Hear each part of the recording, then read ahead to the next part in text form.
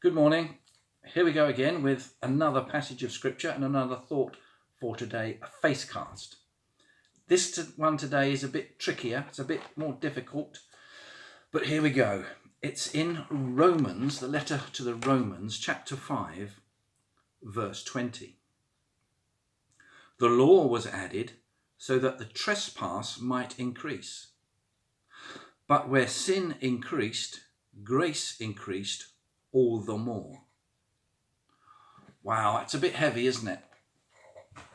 What he's talking about, St. Paul, as he's writing to the Romans to try and teach them about the Christian faith, to teach them and show them about the importance of Jesus and what Jesus did by going to the cross for them.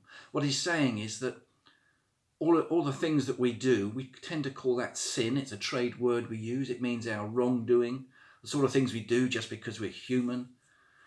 All those things, when we put a law around it, it defines it. And so it's clearer what we're doing that's right or wrong. Because of that, the grace that comes to us from God is all the more evident, and that's Jesus. He came to take our place for punishment by going to the cross. Okay, big concept there.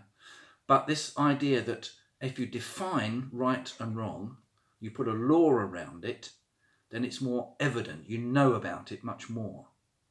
Because of that, there needs to be more understanding and willingness on all our parts to avoid doing what's wrong and to do what's right. That's kind of what he's telling them, and he's telling them that happened in Jesus. Now, the application for us today, especially in this environment, this coronavirus pandemic, is as we go into more and more lockdown, as we're more isolated, as things become more difficult for us, we all have to be that much more graceful to one another. We need to check on our neighbours, to join up to a scheme to help other people, to make sure we're part of the overall, that we don't make the situation worse by congregating when we shouldn't, that we make the situation better by remaining at home. We have to be graceful and understanding and considerate and compassionate.